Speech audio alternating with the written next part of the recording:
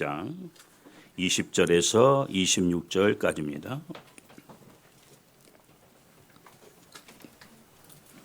신약성경 제 성경으로는 168면입니다. 요한복음 12장 20절로 26절. 우리 찾으셨으면 우리 한 목소리로 20절부터 26절까지 함께 봉독하도록 합니다.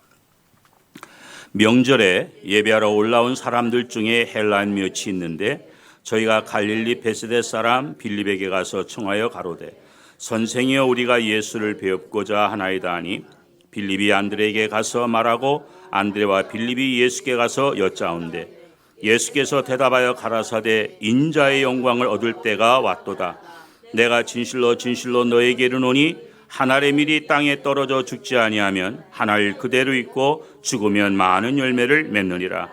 자기 생명을 사랑하는 자는 잃어버릴 것이요 이 세상에서 자기 생명을 미워하는 자는 영생하도록 보존하리라. 사람이 나를 섬기려면 나를 따르라. 나 있는 곳에 나를 섬기는 자도 있으리니 사람이 나를 섬기면 내 아버지께서 저를 귀히 여기시리라. 아멘. 우리가 가끔 이런 질문을 던져봅니다. 왜 그렇게 열심히 일하냐? 왜 이렇게 열심히 돈 벌려고 애쓰냐? 그런 질문을 스스로에게도 한번 던져보고 또 많은 사람에게 질문을 해봅니다. 그러면 보통 사람들은 일반적으로 이렇게 답변을 합니다. 먹고 살기 위해서. 이게 보편적인 대답이에요. 근데 여러분 생각해 보십시다. 먹고 산 사람은 없습니다. 먹고 다 죽었습니다. 우리도 결국은 다 죽을 겁니다. 아무리 열심히 먹고 살려고 해도 먹다가 결국은 죽습니다. 어떤 부자가 병들어 죽게 됐는데 그 많은 돈을 그냥 두고 죽자니 너무나 억울한 거예요. 그래서 죽을 때 이 돈을 좀 갖고 가야 되겠다. 얼마라도. 한 300만 불만 갖고 가야 되겠다. 그래서 믿을 만한 사람을 찾아봤어요. 그랬더니 늘 자기의 재산을 관리해 주던 변호사. 그래도 자기하고 가깝고 믿을 만해서 나 죽거들랑 내 관 속에다 100만 불만 넣어 주십시오. 변호사에게 100만 불을 맡기고 부탁을 했어요. 또 자기 아플 때 늘 치료를 해줬던 의사 선생님에게 또 100만 불을 주면서 똑같이 부탁을 했어요. 나머지 100만 불은 누구한테 부탁을 할까? 그래도 자기가 열심히 다니지는 않았지만 가끔 교회 나갔는데 그래도 목사님이 믿을 만해. 그래서 또 목사님한테 100만 불을 부탁해서 꼭 관 속에 넣어달라고. 그리고 죽었습니다. 장례를 치르고 돌아오는 길에 서로 점검을 합니다. 변호사님이 묻습니다. 목사한테. 목사님은 100만 불 약속대로 다 넣었습니까? 목사님이 답변하기를 예, 넣긴 넣었는데 11조는 떼고 넣습니다. 그 다음에 의사 선생님한테 또 묻습니다. 당신은 다 100만 불 넣었냐고. 사실 다 넣으려고 했는데 지금 병원이 개축 중에 있어서 절반은 떼고 절반만 넣습니다. 이번에는 의사 선생님이 변호사 선생님에게 묻습니다. 그러면 변호사님은 다 넣습니까? 물론이죠. 저는 100만 불 다 넣습니다. 근데 체크로 넣습니다. 여러분 사람은 어차피 한 번 죽습니다. 이거를 원웨이 트립이라 그럽니다. 한 번밖에 할 수 없는 여행이에요. 그것이 우리 인생입니다. 어리석은 사람은 어떤 사람이냐? 삶과 죽음을 모르는 사람이 어리석은 사람이에요. 그런데 우리가 어차피 한 번 살다가 한 번 죽는 거라면 이왕이면 죽을 때도 잘 죽는 것이 필요해요. 잘 죽는 게 필요해요. 성경에 보면 죽을 때 산 때보다 더 큰이란 인물이 있어요. 유명한 삼손입니다. 삼손을 당할 자가 없죠. 그 힘이. 그러나 그가 나신으로서 구별된 삶을 살지 못하고 절대된 삶을 살지 못하고 하나님의 말씀을 어겨서 결국은 머리 깎이고 두 눈이 뽑히는 그런 비참한 신세로 전락했지만 다시 회개하고 영적으로 회복되면서 마지막에 자기를 놀잇감으로 생각하는 사람들, 그 두 기둥을 끌어안고 그걸 무너뜨려서 자기 죽으면서 더 많은 블레셋 사람을 죽였어요. 하나님이 마지막 베푸신 은혜였죠. 네, 은혜였어요. 그런가 하면 어떤 분은 죽을 때 참 훌륭하게 죽는 분이 있어.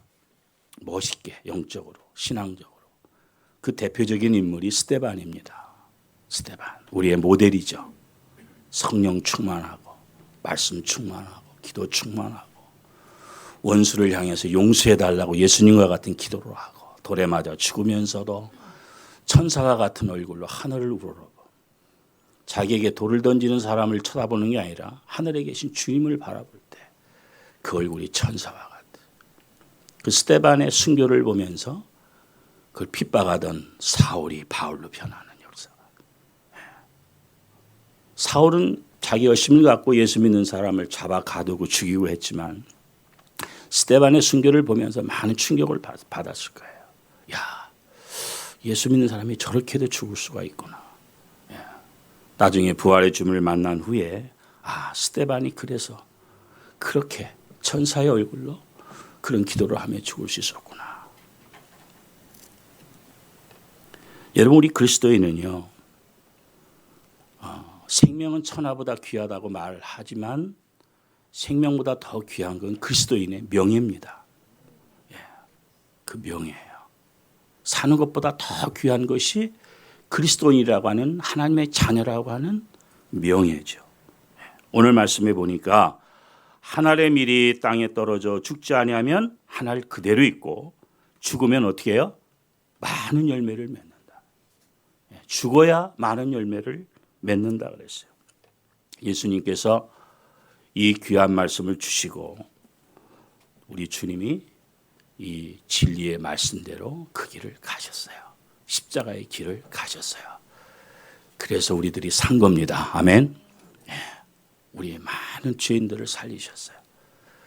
죄인을 살리는 일이 가장 귀한 일이시기 때문에 주님은 십자가에서 하늘의 밀알로 죽으셨어요. 그 몸이 다 찢기시고 그 피를 다 흘리셨어요. 주님 말씀하시고 주님은 그 길을 그대로 가셨습니다. 왜? 주님이 고통 가운데 하늘의 밀알로 죽으시면 저 앞에 많은 그 영광띤 열매들이 나타날 걸 주님은 미리 보시거든요. 그걸 보고 계시는 거죠. 이 죽음으로 인하여 영원히 형벌받을 수밖에 없는 우리 인생들이 구원의 길이 열린다고 하는 거예요. 그걸 보시면서 그 길을 가셨어요. 그러면서 인자의 영광을 얻을 때가 왔도다. 여기 수독적인 영광, 영원한 영광 사이에서 우리 주님이 십자가를 선택하는 걸 우리가 볼 수가 있어요. 예수님이 보리떡 5개, 물고기 2마리로 5,000명을 먹었을 때 많은 사람들은 주님을 왕 삼기를 원했고 죽은 지 나흘 뒤인 나사로를 살렸을 때 다 예수님을 임금 삼기를 원했어요. 그러나 주님은 그게 주님의 미션이 아니잖아요. 우리를 위해 죽으러 오신 게 미션이에요. 끝까지 그 길을 가시고 끝까지 결국 하늘의 밀알이 되셨습니다. 우리가 이 땅에 살면서 살아야 할 이유를 분명히 알고 있는 것도 중요하지만 또 내가 죽어야 할 이유도 분명히 알고 있는 것이 그 사람이 위대한 사람인 줄로 믿습니다. 예수님을 3년 반 동안 따라했던 베드로, 주는 그리스도시요 살아계신 하나님의 아들입니다. 놀라운 신앙 고백을 했던 베드로도 배도 두고 그물도 버려두고 가족도 다 두고 예수님 그대로 따라 나섰어요. 모든 걸 다 버렸는데 왜 예수님을 3번씩이나 부인했을까요? 모든 걸 다 버렸지만 자기를 버리지를 못했어요. 나를 부인하지 못해서.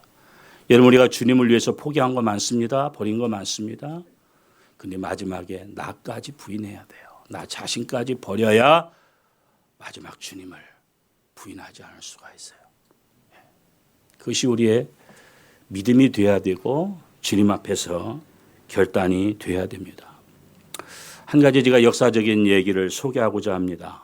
1865년에 추운 겨울이었습니다. 눈보라가 휘몰아치는데 남편도 없이 한 여인이 아기를 안고 갑니다. 영국의 사우스 웨일즈 언덕을 지나갑니다. 너무 눈보라가 치니까 그만 길을 구분할 수 없게 되는 거죠. 그래서 길을 잃어버리고 맙니다. 추위에 떨다 못해서 이 여인은 결국 거기서 얼어 죽게 됩니다. 눈보라가 그치고 다시 그 길을 지나가던 사람에 의해서 이 여인이 발견됐는데 이 여인은 아기를 안은 채 앉아서 얼어 죽었어요. 그런데 놀라운 것은 이 여인은 옷을 다 벗고 있었어요. 이유를 아시겠죠? 자기는 얼어 죽으면서 아기를 살리기 위해서 옷을 하나하나 계속 벗어서 아기를 감쌌어요. 자기는 얼어 죽었어요. 다행히 발견됐을 때 아기는 숨이 끊어지지 않았습니다. 어떤 착한 사람이 이 아기를 데려다가 훌륭하게 키웠습니다. 그 사람이 1916년에 영국의 수상이 됩니다. 그 사람의 이름이 바로 데이빗 로이드 조지라고 하는 사람이에요. 1차 세계대전을 승리로 이끈, 그래서 나라를 구하는 그런 수상이 됩니다. 그는 어려서부터 친어머니는 아니지만은 자기를 키운 어머니를 통해서 너희 어머니는 너를 살리기 위해서 얼어 죽으면서도 그 옷을 다 벗어서 너를 또 감싸고 또 감싸서 네가 살 수가 있었다. 친어머니를 보지는 못했지만 그 어머니에 대한 희생, 어머니에 대한 사랑을 어려서부터 쭉 듣고 자랐어요. 그래서 이 아이는 그 어머니의 사랑을 생각하면서 훌륭하게 열심히 컸습니다. 이 한 어머니의 희생을 통해서 한 아기가 살고 이 아기가 어머니의 사랑을 생각하면서 성장해서 나라의 지도자가 되고 나라를 구하는, 이것이 하나의 미랄입니다.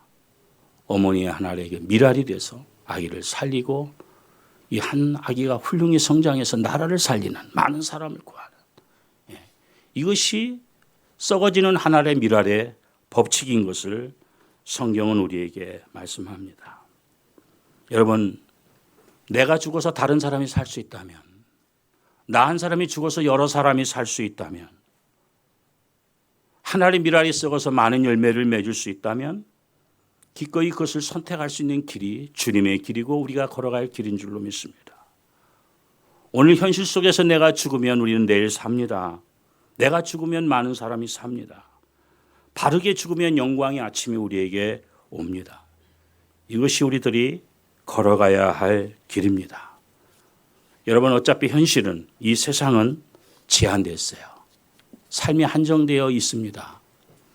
제가 이번에 필리핀에 총회에 갔다가 한국을 방문해서 저희 어머니를 몇 년 만에 뵀어요.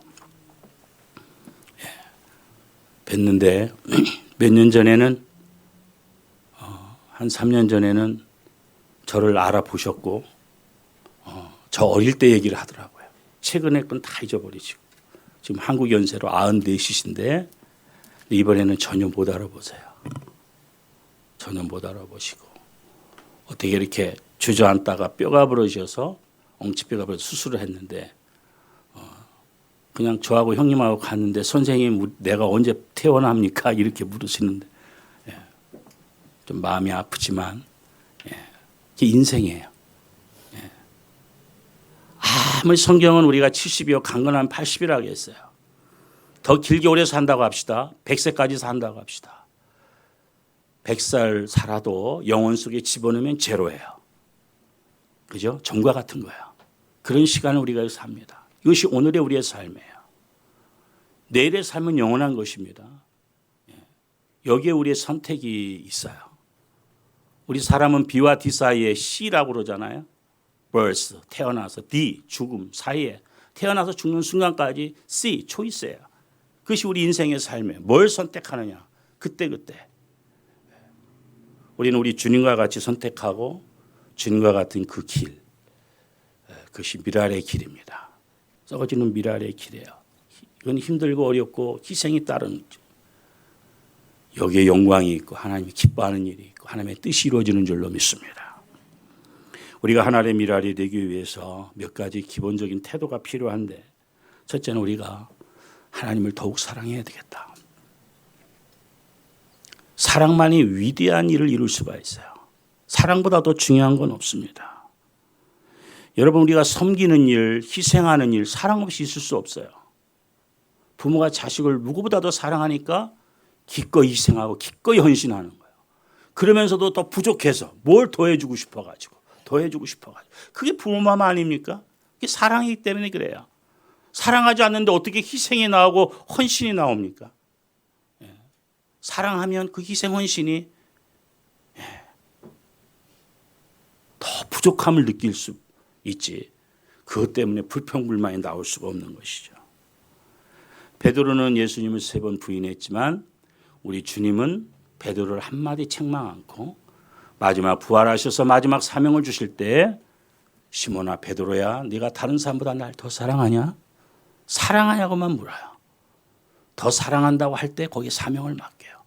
내 양을 먹이라 내 양을 치라 내 양을 먹여라. 왜? 사랑해야만 그 길을 갈 수 있기 때문에. 우리가 주님을 사랑해야만 그 길을 갈 수 있고 희생할 수 있고 우리가 썩어지는 미랄이 될 수 있기 때문에 억지로 될 수가 있는 게 아니에요.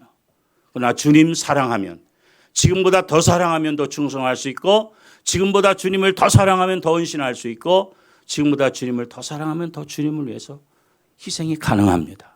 이 사랑이 필요한 거예요. 사랑이 필요한 거예요. 제가 청년 시절에 그 저희 고향의 교회를 출석하는 교회 그 목사님이 이런 간증하는 걸 제가 지금도 40년이 지났지만 기억을 합니다. 그 목사님 지금은 뵙지를 못하지만 살아계셨으면 아마 80 중반이 넘어섰을 거예요. 근데 그분이 60년대 초 때 얘기를 하시는 거죠. 그때 신학대학을 마치고 전도사 시절이에요. 근데 사모님이 임신을 했는데 먹을 게 없어가지고 막 붓는 거예요. 60년대 초에 그랬잖아. 얼마나 우리가 그때 한국이 어렵고 힘들었습니까? 먹을 게 없어가지고 임신은 했는데 그래갖고 막 사모님이 붓는 거예요. 병적으로. 얼마나 그 남편 된 입장에서 마음이 아프겠어요. 그러는 중에 시골에서 그렇게 전도사로 목회를 시작했는데 서울에 있는 아저씨가 회사를 운영하고 있는데 중견 간부로 오라는 거예요. 너 대학도 나왔으니까 와서 내 회사 일 좀 도와라. 그 뭐 대우가 좋죠. 그런 중견 간부로 가면. 그래가지고 마음에 갈등이 왔답니다. 전도사인데. 왜? 너무 힘드니까. 한때는 그 사명감을 가지고 신학 공부를 하고 주의 길을 간다고 했는데 현실이 너무 어려우니까 아이를 가졌는데 밥도 제대로 못 먹으니 먹을 게 없으니까 얼마나 그 마음이 아프겠어요. 그래가지고 이제 목사님이 됐죠. 그 후에 이 목사님이 그 전도사 때 막 마음에 갈등이 오더래요. 그래가지고 어떻게 하면 좋을까? 이걸 목회를 아예 시작하기 전에 초기에서 그만둘까? 이 고생길을 어떻게 평생 가야 되나? 그래도 내가 하나님 앞에 주의종 되겠다고 기도를 하고 신학을 공부했는데 내가 그래도 일주일 기도라도 하고 결정을 하자. 그러고서 일주일 금식 기도를 올라갔답니다. 산에. 근데 월요일부터 아무리 금요일까지 기도를 해도 하나님의 응답이 없더래요. 이 토요일 날 내려가서 또 이제 설교 준비를 해야 주일 인도를 하는데 응답이 없더래. 그래서 이제 내가 이제 토요일 날 오전까지 오늘 마지막 오전 기도를 하고 내려가야 되겠다. 그렇게 하고 가서 기도를 하는데 거의 12시쯤 다 돼가지고 하나님이 응답을 하셨어요. 이게 뭐라고 응답하냐면 딱 2마디. 귀 뚫린 종아, 귀 뚫린 종아. 그러고 끝났어요. 이게 도대체 무슨 말이에요? 이걸 뭐 하라는 건지 하지 말라는 귀 뚫린 종아. 그때만 해도 전도사니까 성경을 전체를 다 파악을 못했을 거 아닙니까? 신학 공부하느라고. 신학 공부할 때는 성경 많이 못 보는 경우가 많거든요. 신학 공부. 그래서 성경을 찾은 거예요. 이게 귀 뚫린 종이 뭔가. 찾다가 출애굽기 21장 6절을 발견한 거예요. 거기 귀 뚫린 종이 나오거든요. 빚을 졌다든지 남의 종이 되면 이제 희년이 되면 종을 자유케 해줘요. 6년이 지나면. 근데 그 종이 자유를 주인한테 받았지만 주인이 너무 좋아서 주인을 너무 사랑해서 나는 평생토록 당신의 종으로 살겠습니다. 자원해서. 그렇게 고백을 하면 문설주대에 갔다가 송곳으로 귀를 뚫어요. 그러면 귀를 뚫면 이 사람은 귀 뚫린 종이구나. 저 집의 영원한 종이다. 무슨 뜻인지 알겠죠? 너는 나의 영원한 종이다. 네가 어딜 가느냐. 거기서 이제 그 성경을 찾고 그 규절을 읽고 나는 주나 사나 나는 이 길을 가야 되는구나. 그래가지고 이제 목사 길을 걸으면서 그때 자기가 그래서 그런 전도사 시절에 그런 일이 있었노라라고 간증하는 걸 제가 이렇게 깊이 이렇게 들었어요. 여러분 우리 모두는 다 귀뚫린 종입니다. 예? 예. 힘들고 어려워도 우리는 믿음의 길을 가야 되고 말씀의 길을 가야 되고 주님 가신 길 따라가야 되고 넓은 길이 참 편하고 좋지만 좁은 길 가야 되고 썩어지는 미랄의 길도 우리가 선택해서 가야 됩니다. 귀뚫린 종이야. 이왕 가는 거 자원해서 주인을 사랑하는 마음으로 자원하는 마음으로 가는 그런 귀뚫린 종이 우리 모두 다 함께 될 수 있기를 바랍니다. 네. 평생토록 기쁨으로서 그게 또 사랑하는 것만큼 가능한 것이죠. 두 번째는 우리가 끝까지 겸손해야 이 미랄의 길을 썩어지는 미랄의 길을 갈 수 있는 줄로 압니다. 겸손이라고 하는 건 우리가 쉽게 얘기하면 나를 낮추는 것이지만 상대적으로 상대방을 높여주는 거예요. 나만 낮춘 건 진정한 겸손이 아니에요.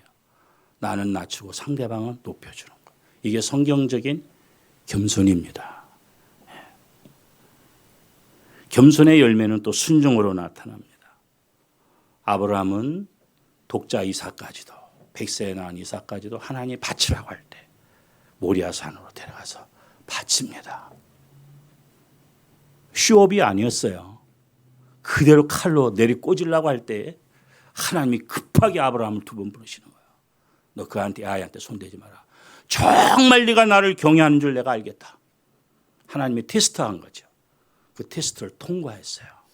여러분 간혹 하나님께서 우리의 믿음을 우리의 신앙을 테스트할 때가 있어요. 그런데 그 테스트 이렇게 쉬운 테스트가 아니에요. 100살에 낳은 이삭을 바치라. 아브라함은 그 정도 믿음이 있었어요. 우리 각자의 믿음의 분량대로 가끔 하나님이 테스트하는데 그 테스트는 우리를 인정해 주시고 더 복을 주시기 위한 것을 기억하시길 바랍니다. 테스트가 올 때마다 꼭 통과하시기 바랍니다. 아브라함처럼. 정말 그 테스트에 정말 내가 나를 사랑하는 줄 나를 경외하는 줄 내가 알겠다라고 하나님이 딱 선포하는 그런 테스트. 그러나 우리가 성경을 보면 겸손하게 출발했던 사울왕 마지막에 교만해져서 하나님 앞에 버림받습니다. 여러분 출발이 좋은 사람들은 참 많아요. 그러나 가다가 겸손한 마음이 흐트러지고 자기도 모르게 교만한 마음으로 바뀌어요. 왜? 이 교만은 우리가 또 조심하고 또 조심해도 지나치지 않아. 왜? 우리가 이 교만 때문에 처음에 범죄했기 때문에 그래요. 그 죄의 뿌리가 뼛속 깊이 있어요. 힘들고 어려울 때는 겸손해졌다가도 조금만 뭐 일이 되고 그러면 금방 드러나는 것이 우리의 인간의 죄악된 모습이거든요. 또 그래서 쳐서 복종시켜요. 바울과 같이 날마다 나를 쳐서 복종시키고 날마다 나는 죽노라 그러세요. 하루만 죽어서는 안 돼요. 한 번만 죽어서는 안 돼요. 매일 죽어야 돼요. 매일. 매일 자기와의 싸워야 됩니다. 매일 죽어야 돼요. 어떤 사람이 겸손한 사람이냐 그러면 내가 겸손하다고 생각하는 사람은 교만한 사람이고요. 나는 참 교만한 인간이야. 그렇게 말하는 사람은 겸손한 사람. 반대로 생각하시면 돼요. 한 가지만 더 말씀을 드립니다. 우리가 이 미랄의 길을 썩어지는 미랄의 길을 가려면요. 이제 우리를 한번 계수해 보세요. 내게 남은 게 뭔가. 우리의 남은 시간, 우리의 남은 건강, 남은 지식. 여러분 나이 들면요. 아까 제가 어머니 얘기를 했지만 다 기억에서 사라져요. 그게 이제 치매잖아요. 다 사라져요. 기억력 사라지고 자식도 못 알아보는 때가 와요. 그런 날이 올 거라고 지금 우리가 예상합니까? 다 잃어버립니다. 지식도 패하게 돼요. 때가 되면 다 지나갑니다. 없어집니다. 어느 피아노 연주자가 1시간의 연주를 했는데 기립박수를 받았어요.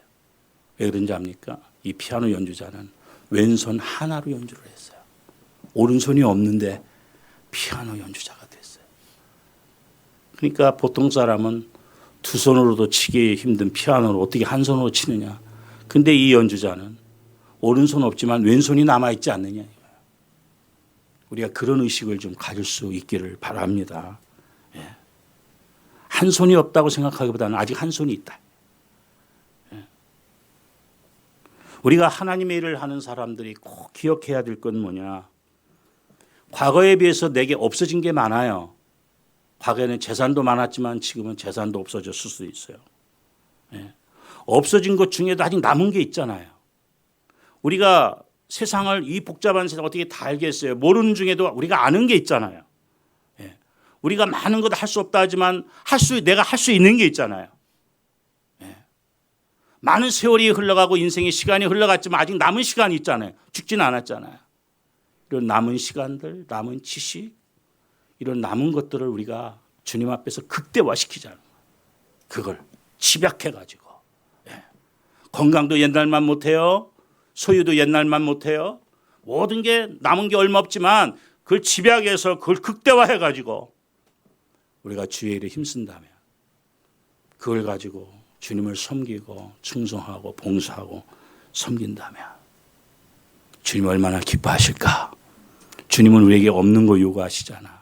있는 걸 가지고 어떻게 주님을 위해서 사느냐. 예. 제일 행복한 사람이 어떤 사람입니까? 현재 나한테 있는 걸 가장 소중히 여기는 것이 행복한 거예요. 없는 거 매일 생각해 보세요. 불행하지. 나는 없는데 다른 사람 갖고 있는 거 맨날 바라보세요. 불행하지. 내게 남은 거, 내게 있는 거, 아직 하나님이 나에게 남겨준 거, 나 자신과 더불어 가족과 친구와 아직 나에게 남은 거, 그걸 소중하게 여기고 그걸 가지고 우리가 하나님을 기쁘시게 하는 길로 나아가는 그 사람이 행복한 거예요. 예, 없는 것만들 쳐다보는 사람은 평생 불행해요. 여러 개의 박사학위를 갖고서 아프리카에 가서 섬겼던 슈바 있죠. 인생. 많은 사람들이 거기 가서 얼마나 수고가 많냐 고생이 많냐 했지만 슈바이처 박사 자신은 늘 행복했어요. 왜? 하나님 앞에서 자기의 그 귀한 걸 발견해서 하나님께 드리면서 하는 거기 때문에 그런 정신으로 신앙의 정신으로 살기 때문에 자기의 모든 가진 그런 것이 아깝지가 않은 거죠. 그런 걸 가지고 그걸 필요로 한 사람에게 쏟아붓는 거 그게 미랄이죠. 나를 필요로 하는 사람.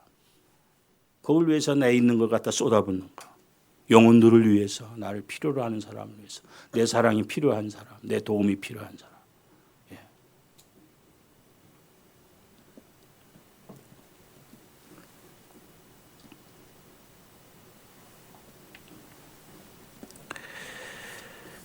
우리가 이 미랄이라는 게 조그만 알이지만 씨지만 이것이 썩어질 때 30배, 60배, 100배 결실을 맺고 또 그 미랄들이 또 썩어질 때 또 30배, 60배, 100배를 맺고 그러면서 하나님의 나라는 확장되는 겁니다. 하나님의 나라 일은 아름답게 이루어지는 거죠. 우리 아미성교교회가 사이즈는 안 크지만 정말 한 분 한 분들이 기도의 미랄이 되고 헌신의 미랄이 되고 충성의 미랄이 돼서 정말 주님을 사랑하면서 우리가 함께 힘을 모아나가는 귀한 일들 많이 하잖아요. 이렇게 자그마한 교회에서 작년에 보니까 20만 불 이상 선교를 우리가 하고 말이죠. 놀랍지 않습니까? 가끔 제가 자랑 삼아 이렇게 주변 친구가 얘기하면 놀라워요. 지금 교회들이 다 쇠퇴하고 힘들고 어려운데 교인이 점점 줄고 재정이 주는데 우리는 계속 뭐 교인이 많이 늘어나는 건 아닌데도 하나님이 이렇게 부어주셔요. 물론 담임 목사님에 대한 하나님의 축복이고 또 우리 성도들의 그런 협력과 헌신의 충성에 대한 하나님의 축복인 줄로 믿습니다. 우리는 마지막 때 이 일을 계속 이루어 나가야 될 줄로 믿습니다. 초대교회 모든 모범적인 교회들이 다 큰 교회는 아니었어요. 그러나 하나님을 기쁘시게 한 귀한 교회들이 많은데 초대교회 같은 그런 아름다운 교회로 우리가 하나님의 역사를 하나님의 귀한 일들을 또 우리 모두가 아름답게 이뤄가는 한 지체들이 되고 우리 자신 한 사람 한 사람이 하나님 앞에 정말 영광 돌리는 하늘에 썩어지는 미랄이 되어서 마지막 주님 오실 때 또 하나님 나라 확장이 필요한 이때에 우리 한 사람 한 사람이 다 고귀하게 쓰임받는 그런 은혜가 있기를 주의 이름으로 축원합니다. 기도하시겠습니다. 주님 은혜를 감사합니다. 우리를 이렇게 주님 자녀 삼으시고 먼저 은혜를 베푸시고 이렇게 불러주신 것은 큰 뜻이 있는 줄로 믿습니다. 먼저 은혜 받은 자, 먼저 깨달은 자, 먼저 사랑을 받은 자, 이것 아직 받지 못한 자에게 나눠주라고 하는 주님의 귀한 사명이 또한 있는 줄로 믿습니다. 한 알의 밀알에 썩어지는 그 신비를 우리가 말씀을 통해 생각을 했습니다. 주님, 우리에게 필요한 말씀들 마음에 새기고 그 말씀이 우리 심령 속에서 우리의 삶 속에서 30배, 60배, 100배 귀한 열매를 맺어 하나님 앞에 큰 영광 돌리게 하여 주옵소서. 여호와는 내게 복을 주시고 너를 지키시기를 원하며 여호와는 그 얼굴을 내게 비추사 은혜 베푸시고